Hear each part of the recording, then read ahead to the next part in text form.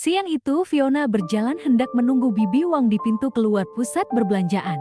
Akan tetapi, mata Tasya dengan tajam menyadari keberadaan Fiona. "Kak, di sini juga rupanya." Sebelum Fiona mampu bereaksi, Tasya telah menghampirinya. Nadanya terdengar khawatir. "Bagaimana lukamu, Kak? Kami benar-benar tidak bermaksud seperti itu. Kakak hanya sangat serius waktu itu." "Fiona, itu kau." Sebelum Tasya menyelesaikan kata-katanya, Vivi buru-buru menghampiri keduanya, berdiri di depannya seakan-akan Fiona akan menyakiti Tasya. "Berapa kali kukatakan padamu, berhentilah bersikap ramah pada orang ini. Kau lupa, dialah yang mendorongmu sampai kau cedera. Jangan lupakan kesakitan itu hanya karena lukamu yang sudah sembuh." "Tidak Vivi, kakakku tidak sengaja melakukannya. Dia masih kesakitan. Aku tidak akan membiarkanmu berbicara tentang kakakku. Kau mengerti?" Tasya dengan cepat menjelaskannya pada Fiona. "Kak, jangan salahkan Vivi. Dia hanya khawatir saja padaku. Bagaimana kabar kakak? Waktu kakak pergi terluka waktu itu, kami semua khawatir. Nenek mencarimu tapi tidak ketemu." Ponsel Fiona tiba-tiba berdering. Dilihatnya ponselnya dan mengangkat panggilan. "Halo, Vio, ini aku." Terdengar suara Wendy di telepon. "Kemana saja kau 2 hari ini? Aku telepon tidak diangkat. Aku ke kantor kemarin. Mereka bilang kau sedang cuti. Apa yang terjadi? Di mana sekarang?" "Aman. Hanya saja sekarang ini sedang kurang sehat, jadi aku mengambil cuti beberapa hari." "Tidak perlu khawatir. Kau sudah kembali kerja. Kenapa sampai datang ke kantorku?" Fiona hendak menjauh, namun Tasya memegangi lengannya mencegah dia pergi. Vivi merasa kasihan melihat Tasya seperti itu. Wendy pun bertanya dengan pelan, "Harusnya sudah kerja 2 hari lalu? Tapi aku khawatir padamu. Semuanya baik-baik saja di West Park waktu itu kan?" "Wen, aku sedang mengurusi sesuatu sekarang. Nanti kita mengobrol lagi. Aku juga punya sesuatu untuk diceritakan." Fiona pun mengakhiri panggilan itu, kemudian menoleh pada Tasya dengan sinis dan berkata, "Kalau kau tidak mau terjadi seperti yang kemarin itu, pergilah." Wajah Tasya tampak memucat mendengarnya. Gemetaran sebelum akhirnya melepaskan tangannya dan bergumam, "Maaf, kumohon jangan marah Kak." Tasya tidak usah berkata dengan lembut padanya. "Dia tidak pantas, jangan pedulikan dia. Kau sudah melakukan segalanya selama ini. Kau dan sepupu saling mencintai, dan dia hanyalah pengganggu. Lagi pula, tidak pernah ada wacana kalau dia ambil bagian dalam lamaran itu." Seru Vivi. "Hentikan Vivi, biarkan aku yang mengatasinya sendiri. Kau tidak perlu ikut campur. Ini semua juga adalah salahku. Jadi biarkan aku saja yang berurusan dengan kakak." Tasya menghela nafas panjang dan mendorong sahabatnya itu. Wajahnya tampak tegar. "Kak, ini antara kita. Aku tidak tahu keluarga Kevin akan memutuskan seperti itu. Aku juga tidak tahu kalau Nanek melakukannya. Tidak perlu khawatir. Aku yakin bisa meyakinkan mereka pada akhirnya. Milikmu tetap milikmu. Aku hanya berharap kakak bahagia. Tidak masalah jika aku tidak mendapat apapun." "Cukup Tasya, tidak perlu menjelaskan bertele-tele saat ini. Berikan saja undangan pertunanganmu itu. Jika dia mau datang atau tidak, itu urusannya. Setidaknya kita sudah berusaha, itu saja." Vivi pun melangkah maju dan mengambil kartu undangan yang berwarna merah dari dalam tas Tasya. "Vivi, kau ini." Tasya marah melihat kartu yang barusan diambil Vivi itu. Direbutnya kembali. Dia masih tampak keberatan dan menatap Fiona. Diberikannya kartu itu dengan perasaan bersalah. "Kak, nanti ada acara lamaran dengan Kevin Jumat depan. Aku harap kakak bisa datang." Kata kebahagiaan dalam cetakannya kartu itu seolah menjadi suatu pisau tajam bagi Fiona.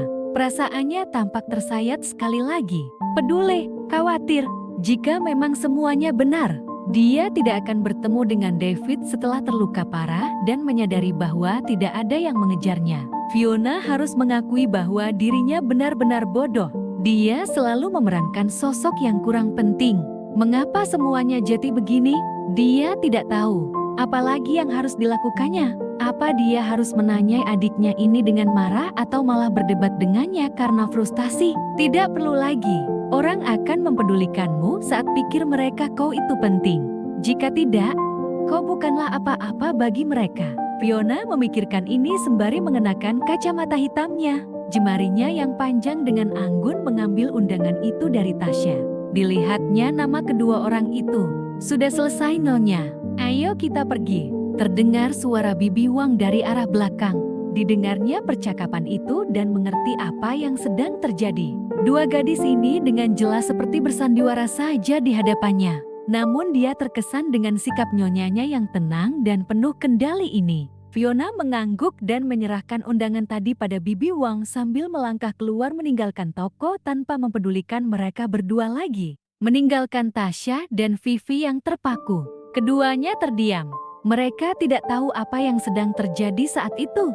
Siapa wanita yang memanggil Fiona barusan dengan Nyonya? Tasya berpikir sejenak tanpa keheranan.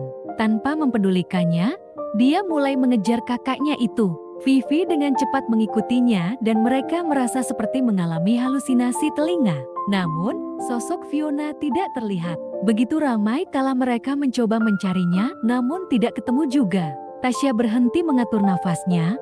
Apa yang terjadi? Sejak kapan dia menjadi Nyonya? Nyonya apa? Siapa wanita itu? Vivi menggelang. Bisa jadi dia menikah, tapi aku tidak mendengarnya. Mungkin si wanita tadi hanya mencoba menolongnya. Lagi pula dia tidak terlihat seperti wanita biasa. Tasya termangu.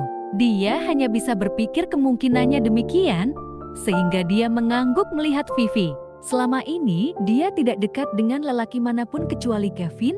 Aku sangat mengenal kakak. Di lain pihak, Fiona tidak langsung pulang, malah dia pergi ke toko dan membeli banyak alat tulis untuk anak-anak. Dia juga membeli bermacam-macam kudapan.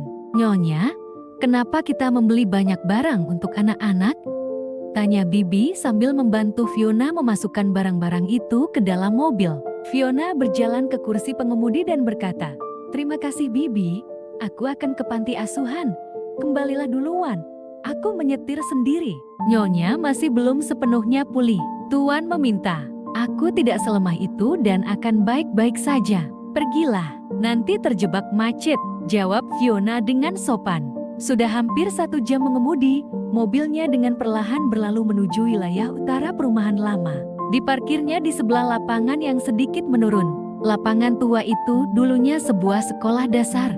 Di dalamnya ada 2 bangunan tua dengan lapangan olahraga di depannya. Banyak anak-anak terlihat bermain di lapangan. Mereka berkumpul dan yang lainnya juga melihat mereka bermain dengan gembira. Seorang wanita paruh baya berdiri sambil tersenyum melihat anak-anak. Fiona hanya berdiri di luar pagar sambil melihat anak-anak itu. "Nona, kesini lagi rupanya. Halo Ibu Guru, aku hanya kebetulan lewat. Apakah anak-anak semuanya baik?" "Mereka baik. Lihatlah mereka bermain dengan gembira kan?" "Ya, Anda benar. Aku membawakan mereka hadiah. Sudah mau tahun baru. Ambillah uang ini untuk membeli pakaian mereka. Aku nanti sibuk sampai akhir tahun dan kurasa nanti aku tidak bisa datang sendiri," ujar Fiona sambil menyerahkan segepok uang dalam kantung dan memperlihatkan barang-barang yang dibawanya. Ibu guru itu terdiam dan ditolaknya. "Jangan, aku tidak bisa selalu menerima uang darimu Nona." Sebelum dia dapat menyelesaikannya, Fiona keburu menyerahkan uang itu ke tangannya. "Ambillah sebagai uang jajan untuk anak-anak. Tidakkah Nona mampir untuk melihat mereka? Setidaknya mereka akan tahu Kola yang mendukung mereka beberapa tahun ini. Jadi mereka akan bersyukur saat dewasa." Fiona menggeleng, "Tidak apa-apa. Aku baik-baik saja selama mereka senang. Setiap anak pantas mendapatkan masa kecil yang bahagia." Dia masih tersenyum sebelum akhirnya beranjak dari situ. Guru Lin masih di sana. Matanya penuh dengan rasa syukur selagi melihat sosok ramping cantik Fiona pergi. 4 tahun lalu, Fiona datang hampir setiap bulan. Namun dia hanya akan berdiri di luar pagar dan melihat mereka bermain. Tidak pernah sekalipun dia masuk dan memperkenalkan dirinya. Bahkan jika Guru Lin mau menceritakannya kepada anak-anak tentangnya, dia tidak tahu harus mulai dari mana. Fiona berjalan di sebelah pagar dan pergi melewati sebuah pohon besar. Namun pandangannya tidak bergerak sedikit pun dari lapangan olahraga itu. Tiba-tiba dia hampir menabrak dinding dan mengendus sebuah bau yang tidak asing. Sepasang tangan dengan sigap memegang pundaknya. Sebuah ocehan yang penuh kelembutan pun terdengar. "Selalu saja ceroboh. Kali ini mungkin bisa langsung kena jebakan juga." Mata Fiona terbelalak saat dilihatnya pria yang tiba-tiba berada di depannya itu. David, sedang apa kau di sini? David melepaskan pegangannya dan menatap Fiona. Bibi meneleponku saat asistenmu mengirim dokumen ke departemen pemasaran. Menurut asistenmu kau pergi ke tempat ini dan aku kebetulan sedang dekat sini, jadi aku menyusulmu. Linda, beberapa kali Fiona ke sini, asistinya Linda memang berada di mobil. Kerja belum usai. Kenapa kau? Fiona mengangkat kepala melihatnya dan tiba-tiba dia merasa bahwa David benar-benar tinggi. Aku pergi begitu selesai. Kenapa? Kau mau melaporkanku karena pulang sebelum usai? David melihat Fiona dengan lucu.